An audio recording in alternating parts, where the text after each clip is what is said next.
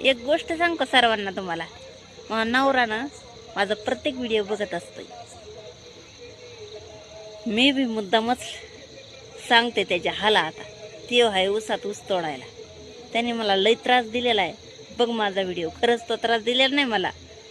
नवऱ्याने मला खूप त्रास दिलेला आहे. आणि मला देऊन परत लेकरांना बी त्रास द्यायला चालू केलता. त्याला सोडण्याचं कारण, त्याला मी सोडलंय.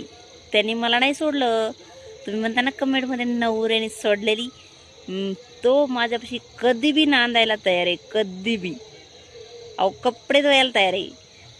सगळं सांगावं नाही, पण तुमच्या माहितीसाठी सांगावं लागतंय. तुम्ही तसे ऐकायसारखे नाहीत, समजलं का?